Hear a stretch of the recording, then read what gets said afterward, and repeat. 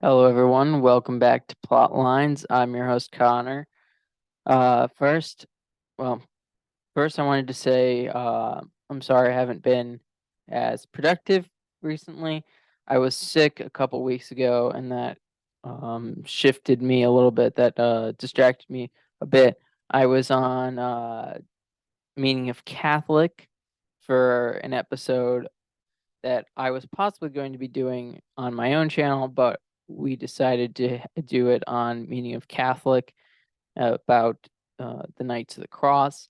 I wanted Knights of the Cross to get as far wide sort of interest and availability. But if you haven't heard of it, please go watch my episode I did with Austin Kelly, and then it should be really easy to find if you go to Real Crusades History, the YouTube channel.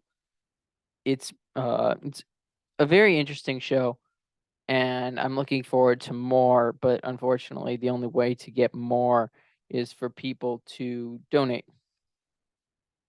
But anyway, so I've been thinking about this a lot today, and it's really the mission of the channel is to create Catholic culture, or to create Catholic society with Catholic culture, I should say. And Catholic culture is interesting because it is quite small at the moment. It's unfortunate, but it used to be quite large. It used to be the only culture in I mean, it encompassed a bunch of cultures because Catholic culture takes all good things from different cultures and then baptizes it, so to speak. So, I mean, if you think about it, a lot of the greatest works of literature are Catholic, whether it be Lord of the Rings. Shakespeare is arguably Catholic. Joseph Pierce says a lot about that, and one day I'll talk to him about it. Even I know Chronicles of Narnia was written by an Anglican. It is very Catholic in its work, and I think fiction often, even if it's done by non-Catholics, if it's done well, it sort of encompasses a lot of Catholic themes and a lot of um, it will feel like a Catholic thing. It seems like it does. And then you have Dante. Um, anyways, even you can think about these noble pagans, the Plato, the Aristotle. They were, they were building blocks to Catholicism. It allowed St. Paul to go to, or the Greeks, were set up a certain way, and St. Paul was able to go there and go to Greece and say, Christ is the God you don't know the name of. There's this mysterious God that nobody knew of, and he says, "This is the God. This is Christ." But anyways, so my point is that there's a long history, and even Homer, Joseph Pierce argues that Homer's Iliad and Odyssey prove more so that he was a monotheist.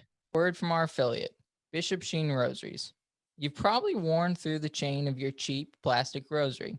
Other rosaries simply can't stand up to the wear and tear of everyday life. Bishop Sheen rosaries are made of solid metal beads and paracord to withstand any condition, and are backed with a lifetime warranty. Upgrade your rosary to a Bishop Sheen rosary made to fit your lifestyle, or buy one for a friend. Each rosary sold supplies 2 weeks of food for a school kid in Uganda. You use the exclusive link down below to help support our efforts here at Plotlines. The link will take you to sheenrosaries.com. Be sure to use the code Plotlines10. Than a paganist, or a polytheist, I guess. Yeah. Because Zeus against all the other gods uh, is unbeatable. He can't. They could not beat him together. So that creates, and he creates a god above all. Anyway, so there's just so much to learn, and that's kind of one of the things this channel's about. as well as history. This channel is about history, but it's really just it's about storytelling. History is a story. I mean, this is kind of accidental, of course, because it's I think it's Greek, or it's derived from Greek. History sounds like, his story. I know, some people, there's like feminists that will change the name and be all cringe and stuff and be like her story, which is just the dumbest thing ever, especially given the fact that it's not even supposed to mean his. That's not where its origin. But it makes me think of God in some ways, his story. Uh, but anyways, I mean, God, and I didn't even mention the Bible. The Bible in of itself is the greatest work of literature, probably, in the history. I mean, it's kind of off-putting to modern audiences, but it's a very important piece of literature, and not just that, it's the word of God. But yeah, so that's what I'm thinking. That's what I've been thinking about. I've been thinking about why is it important? Why is storytelling important? Well, not to mention, this is how we communicate things to each other. I was listening to a sermon by a priest today at mass, and the priest talked about how hearing uh, Christ's message from others is so important. And really, that's a form of storytelling. You can think of it as like audiobooks. You can think of it as just conversation, but that's kind of part of Plotlines too, is having conversations. I interview a bunch of different people. I have different conversations about all things from politics to theology to literature to history, all these types of things. And it's because they're all important. I mean, they're also all interesting to me. Now, politics to some degree less so. I think today's politics, modern politics, can be just a drag in some ways, though. I like to stay somewhat knowledgeable. It's usually more of a it usually drags me down more than anything else, which I should probably lessen my listening to politics in that way. But, it's important from time to time to sort of understand what's going on, because you become ignorant, and then you don't know what you're doing. I think I really enjoyed our election coverage. I thought that was a lot of fun. I think that I'll hopefully do it again. It's funny just because everyone was such optimists. Just kidding. There were some people. It was interesting. The Texans, I think, were more optimistic. Oh, okay, Luis was very optimistic, I should say. Uh, I was optimistic in the early part of the night, and things just, continued to look worse. But I mean, even what I would consider to be good, or a good outcome, isn't really a great outcome, because politics have been poisoned so much that there's no such thing as it's not a Catholic party. There's no Catholic party, unfortunately. Maybe one day. I don't see it happening anytime soon.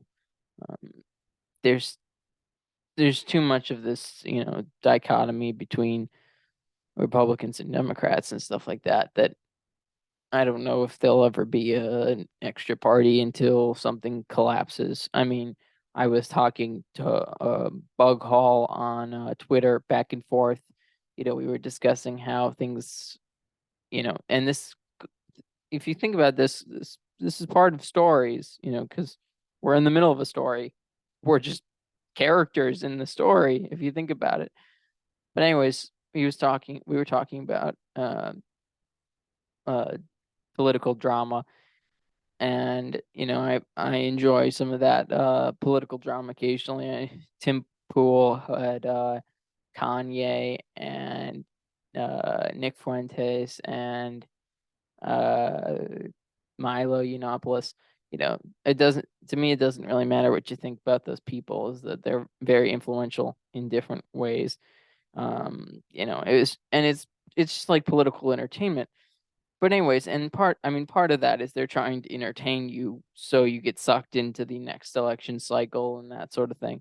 Anyways, it's not very healthy. I mean, once I think the worse society gets, the more focused you are on politics because you're waiting for a solution that isn't that you can't do yourself. You can't find yourself. And it's problem because really the answer is looking inward, trying to figure out how to better yourself. Are you following Christ? Are you, do you belong to the Catholic Church? Are you participating in the Catholic Church correctly? You know, are if you're a layman, are you helping your pastors? Are you praying for your pastors? Are you praying for the Pope? Are you doing these types of things? It's very important to do these things. And if you're a pastor, obviously, are you taking care of your flock properly? Are you doing the liturgy correctly? Are you reverent? Are you teaching your flock correctly the faith, especially liturgically? I think there's a lot of uh, ignorance, illiteracy regarding the liturgy and what it means and how you should participate in it, and that sort of thing. If you're a priest out there, you should be thinking about this. Are you taking care of your flock? Now I know there's a lot of I said pastors, so if you're just if you're just a associate pastor or something like that, too, are you? I guess are you being some? I guess obedience is an important part. I don't know. I'm not sure what constitutes obedience or not, but are you helping the the parishioners that might feel alienated by how the pastor's running things if the pastor is running things improperly? I think I've come across that a lot. It seems really hard for associate pastors to deal with their flock when they don't have the power to actually make any real changes. Anyways, but I think in some sense, accompaniment in that area might be the most helpful thing you could do and learn to do. I'm not sure how to do that, but that's not my job. But I would suggest trying to figure that out. Anyways, I've also seen, I guess, anyways, if you're a bishop, uh, are you you have a much bigger flock. You have a whole diocese, or something else that you're the ordinary of some sort to some group of people. Are you taking care of them? Are you are you keeping to rules? Are you following the law? And if there's a law that is uh, im, im, an impediment to the salvation of souls, have you? I believe you can dispense of such law. So have you dispensed of that law? That sort of thing. Um, there's some discipline is important.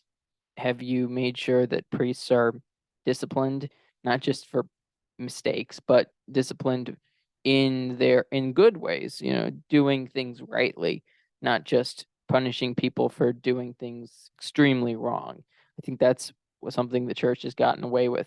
I mean, this isn't a criticism of any specific group of people or any specific politicians, but or not politicians, any specific bishops.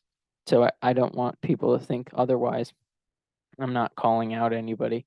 That's not my place at the moment.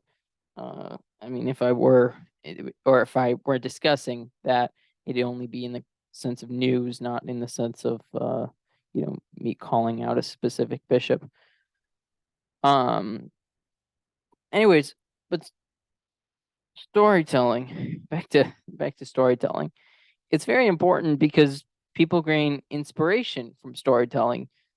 People, especially children. Children find inspiration in stories.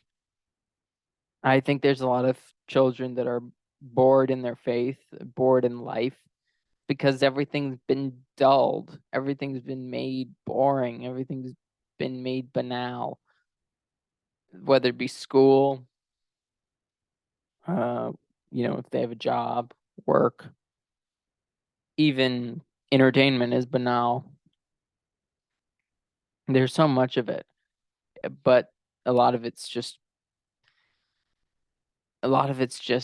not very well thought out, and also means to break the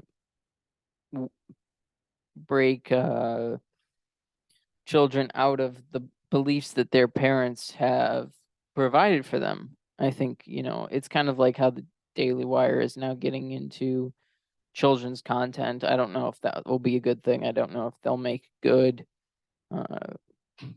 they'll make good children's content, but that's not for me to decide at the moment. But they're trying. That's something. Trying is important.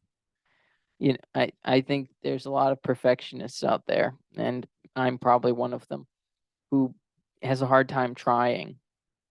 And that happens a lot in my own writing because I'm writing novels. It's very hard to get down to doing it. It's very, I guess, it's very difficult to push yourself through it and to accept that you're not going to be perfect when you write it. And you can go back and hopefully make it better overall, and in that sort of way. But when you're writing something, writing a novel, writing a character, writing dialogue, it's very difficult. And it's hard in some ways to know what's good because you just want it to be perfect. Anyways, and that's one of the problems with many artists to begin with, is a lot of them are perfectionists. And it's something that needs to be overcome in some ways. I mean, don't put out garbage, but also don't wait till it's absolutely perfect to show it to somebody. I know Tolkien was a big perfectionist. That's why it took so long for him to get out The Hobbit and then get out Lord of the Rings and the Silmarillion. He wrote beforehand, but he took much longer to get out to the public. But anyways, I think it's important that more Catholics get engaged in culture. Musical performance is very important. Uh, Dance that isn't provocative is also good. Um, Literature, we need good writers. We need good movies. I think everyone kind of knows it, but everyone's wondering who's going to do it. I mean, I'd like to do it. I hope that I can prove worthy of doing it, but I can't do it entirely by myself.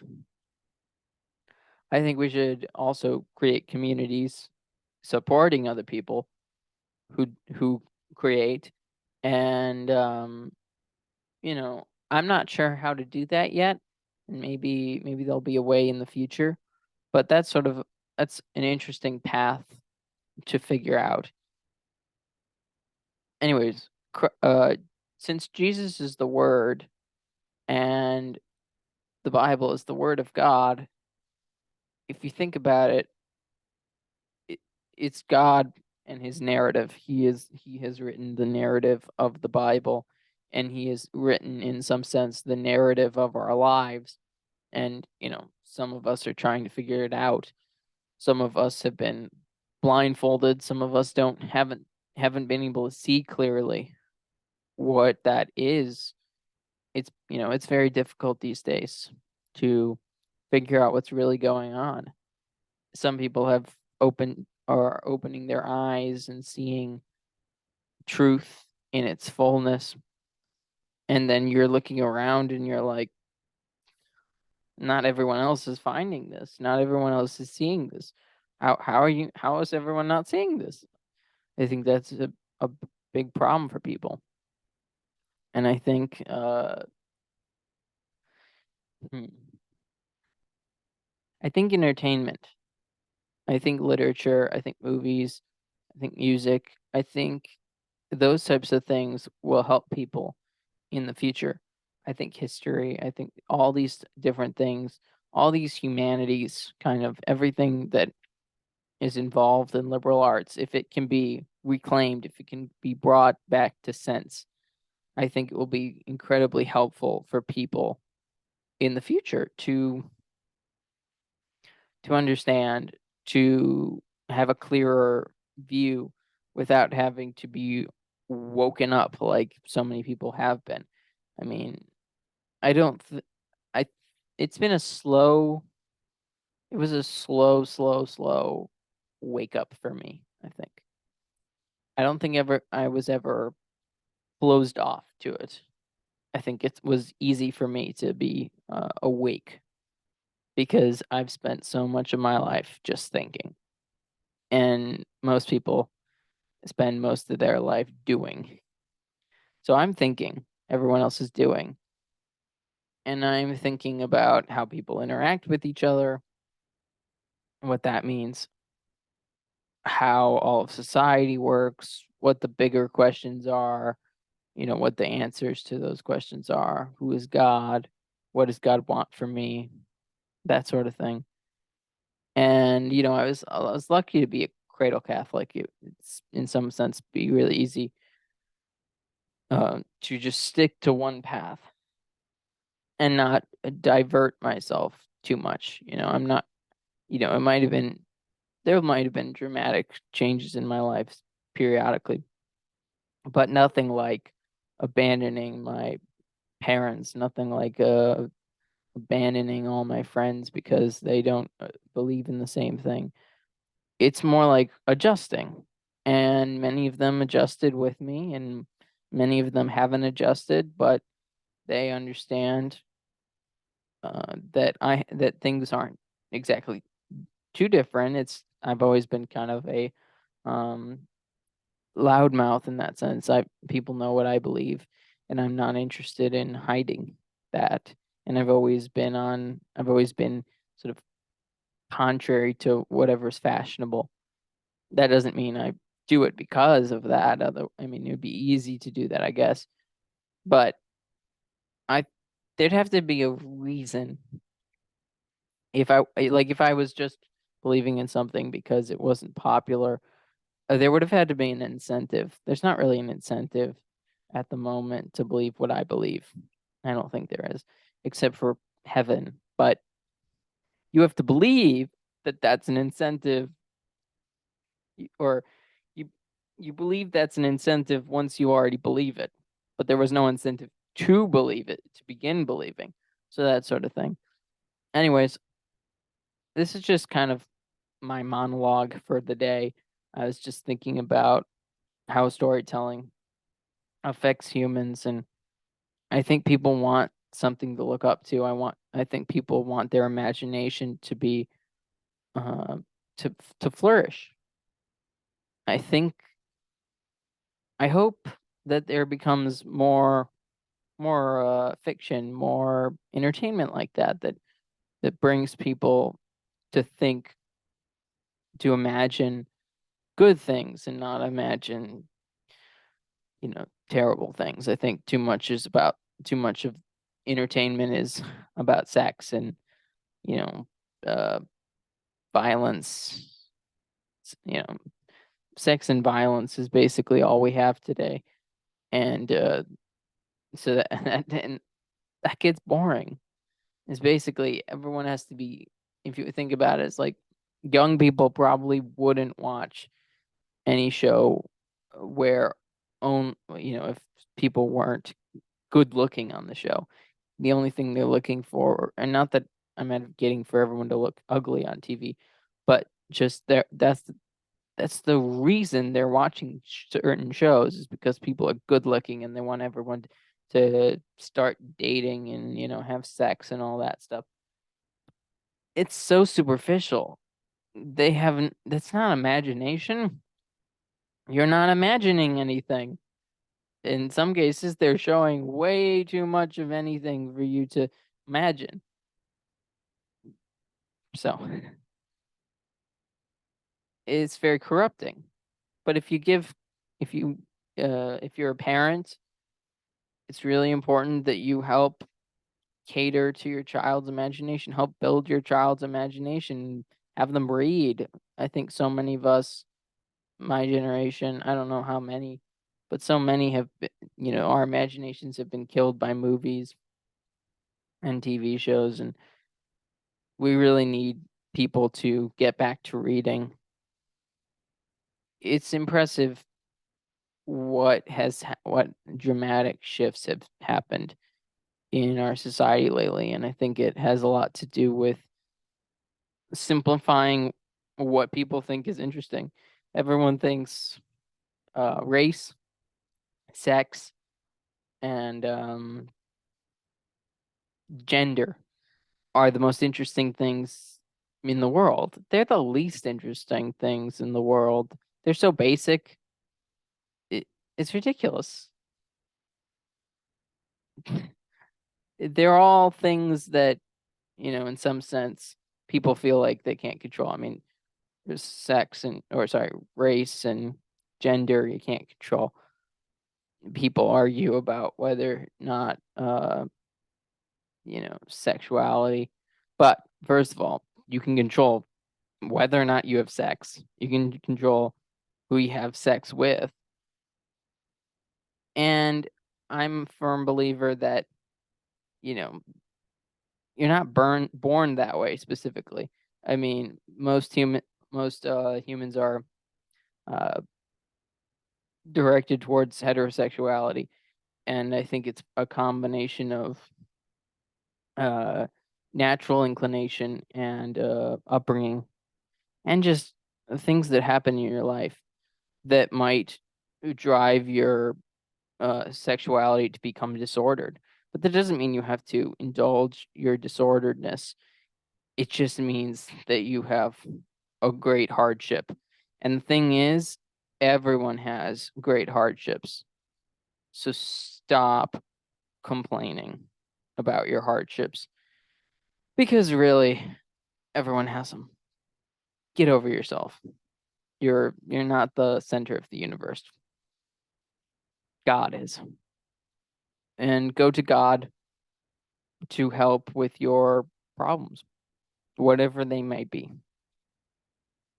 Now, I think we can learn a lot of morals and a lot of you know, one of the things is that with storytelling is you can look up to somebody that it's fictional, especially for people who don't have somebody to look up to. I think it'd be good to see also more biblical stories done for, done well. Anyways, so that's what I'm thinking right now. Please like, share, comment, and subscribe here at Plotlines. We big news is that we've reached the necessary hours we need here to get monetized. So if we get the number of subscribers we need, which is 1,000, that will really help us get monetized and help me produce more content for all of you and to improve my channel. And I hope everyone wants that to happen because I hope you're watching this because you like what I'm doing here. Please like, share, comment, and subscribe. And have a wonderful day and happy Feast of St. Andrew. Bye, everyone.